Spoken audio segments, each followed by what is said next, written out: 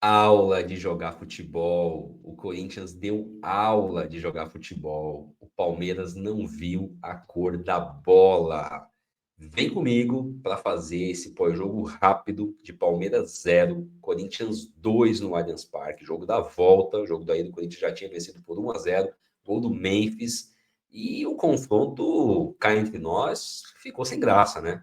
O Corinthians passou o carro no Palmeiras no segundo jogo. E a gente vai falar de tudo o que esse derby proporcionou para a classificação do Corinthians para as quartas de final da Copa do Brasil 2025. O Corinthians tem que ser estudado. Vem comigo para falar desse jogo, hein? Para você que não conhece o número 7, já se inscreve, já participa aqui com a gente, deixa a sua mensagem, deixa o seu like, deixa a sua mensagem aqui e não esquece, todo pós-jogo, todo jogo do Corinthians, temos a live ao vivo para falar em detalhes de primeiro tempo, segundo tempo, avaliações individuais e muita mensagem da galera no chat na tela aqui para fazer as avaliações com a gente de pós-jogo, tá? Então se inscreve no canal e vem participar logo após os jogos do Corinthians aqui no número 7. Este é o pós-jogo rápido, para a gente falar de uma maneira resumida do que foi esse derby, esse clássico que o Corinthians passou o carro para cima do Palmeiras, tá bom? Vamos falar então rapidamente desse jogo, onde o Corinthians dá para dizer que pavimenta uma possível ou um possível título da Copa do Brasil. Por que não?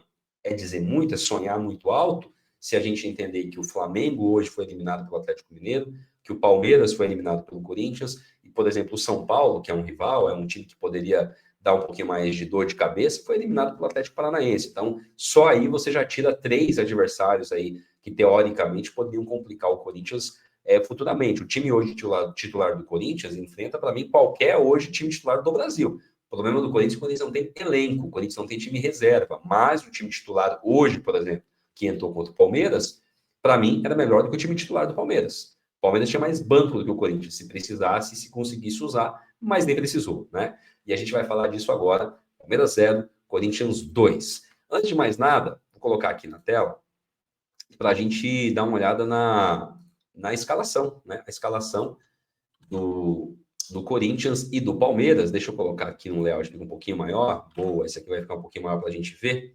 O Corinthians entrou em campo com a sua força máxima. Esse time é o time Prime, é o creme do creme do Dorival Júnior em 2025. O Corinthians entrou com Hugo Souza no gol, nossa dupla de zaga com Gustavo Henrique e André Ramalho, os laterais Mateuzinho e Matheus Bidu, o nosso trio de volantes Carrídio, Ranieri e Martinez, guardem esse nome, e o nosso trio de ataque, o nosso trio Gin, formado por Garro, Yuri Alberto e Memphis Depay. Este foi o time do Corinthians que começou o jogo no Allianz. E aí, já entrando um pouquinho na partida, o Corinthians, antes mesmo da expulsão do Palmeiras, que com certeza essa expulsão direcionou a partida para onde ela aconteceu, no sentido do Corinthians ser senhor das ações aí por praticamente toda a partida, mas antes mesmo da expulsão, até os 15 minutos, quando ela acontece, o Corinthians estava bem no jogo. O Corinthians estava melhor do que o Palmeiras no jogo. E o que mostra para a gente isso, deixa eu até pegar aqui para colocar na tela, este gráfico aqui, ele mostra exatamente isso, tá? Esse é o SofaScore que a gente usa aqui para poder dar uma dinâmica melhor para a avaliação da partida. E esse gráfico do SofaScore, ele mostra quem está atacando, né, a partida. E o Corinthians, veja que aqui é o time que tinha mais as ações até o momento da expulsão do Palmeiras. E, estranhamente, o Palmeiras, logo após a sua expulsão, e aí falando da expulsão, né, do Aníbal Moreno, que, pelo amor de Deus, né, Aníbal Moreno, que cabeçada covarde, né? Eu acho que a expulsão, naturalmente, o juiz não vê ali a bola rolando, mas o que me chama a atenção é o Daronco ir pro VAR e ficar olhando. Cara, primeiro replay que eu vi da imagem, eu falei, cara, vermelho já era.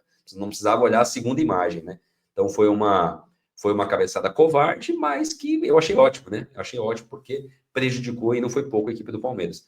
Mas, estranhamente, logo após a expulsão, como mostra o gráfico aqui, o Palmeiras até teve um momento de domínio da partida. O Corinthians, acho que tira o pé, entendeu que ia ficar agora tranquilo no jogo, e o Palmeiras teve uma postura mais incisiva ali e começou até a complicar um pouquinho a vida do Corinthians. E depois o Corinthians retoma as rédeas da partida novamente, começa a tocar mais a bola, e na reta final, ali do meio, na metade do segundo tempo, da reta final do primeiro tempo, o Palmeiras novamente começa a agredir um pouquinho o Corinthians, mas sem muita efetividade. O Hugo não fez grandes defesas, o Palmeiras não conseguiu se impor. Estava com a bola, buscando o resultado, porque já tinha perdido o primeiro jogo por 1-0, então precisava tentar fazer alguma coisa.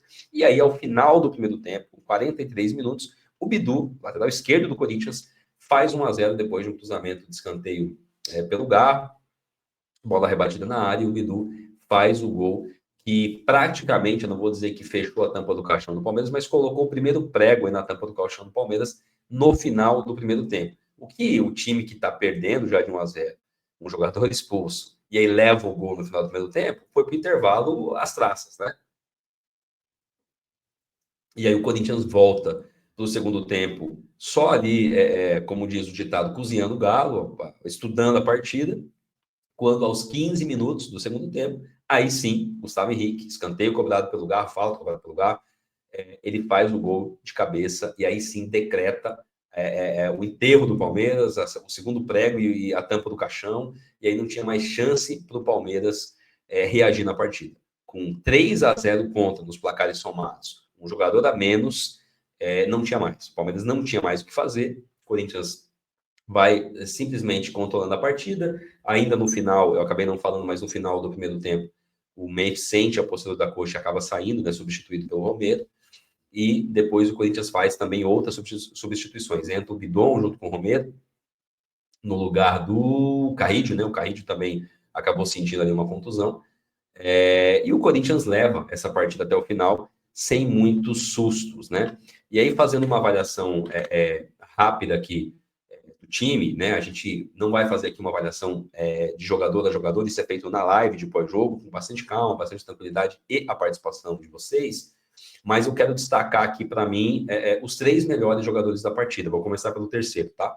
O terceiro para mim foi o Bidu. O Bidu, que segundo o SofaScore aqui, pelos algoritmos do SofaScore, ficou com a nota 8.1, participando, né, muito bem da partida e fazendo um gol. Então o Bidu, sem dúvida nenhuma, foi uma peça muito importante para esse jogo. Pelo SofaScore, né, o melhor jogador da partida, a nota mais alta da partida, foi o Gustavo Henrique, o nosso zagueiro, que além de ter tirado todas as bolas praticamente aéreas do Palmeiras, fez o gol, ou seja, ele teve uma noite de Gustavo Gomes, né, que costuma fazer muito isso no rival, ajuda defensivamente e ofensivamente. Gostei demais da partida do Gustavo Henrique, muito, muito importante, porém, na minha segunda posição.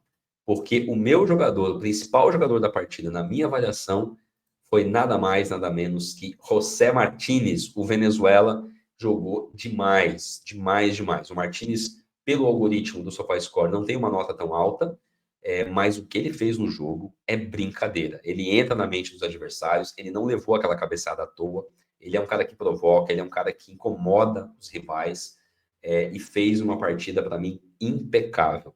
O Martínez não está na capa da live, não está na capa desse pós-jogo rápido à toa.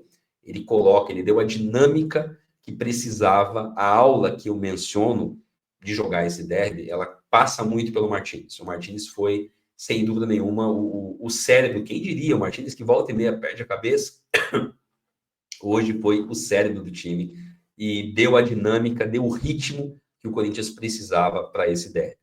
Partidaça do Martins, gostei demais. A nota aqui do aplicativo não reflete para mim a importância dele no jogo, e por isso eu coloco ele no meu pódio como número 1, principal jogador do Corinthians, muito bem apoiado pelo Gustavo Henrique, pelo Bidu, além de outros jogadores, né? O Garro, que acabou ajudando, sendo importante na bola parada, mesmo não jogando tão bem hoje com a bola rolando, mas na bola parada é muito decisivo. O Mateuzinho também grande partida. Eu acho que o Ranieri também dá para destacar como um bom jogo, mas sem dúvida nenhuma, para mim, esses 3 foram muito, muito decisivos para a classificação de hoje. Tá bom? Então é isso. Grande partida do Corinthians, importantíssima classificação. Viemos de um título contra o rival esse ano, agora eliminando eles na Copa do Brasil. O ano do Corinthians, quem diria, para um ano tão conturbado extra-campo, dentro de campo se encaminha e se encaminha muito bem. E detalhe, hein? A Copa do Brasil, ela passa a ser muito factível. Com a queda de Flamengo, Palmeiras e São Paulo, são 3 adversários importantes que saem do circuito. E agora, quando eu olho Atlético Mineiro, Cruzeiro, Fluminense, confirmando que foi o Fluminense que se classificou porque terminou o jogo, a gente entra automaticamente na live. Já estou emendando aqui a live de pós-jogo rápido, vídeo de pós-jogo rápido. acho que o Fluminense que se classificou.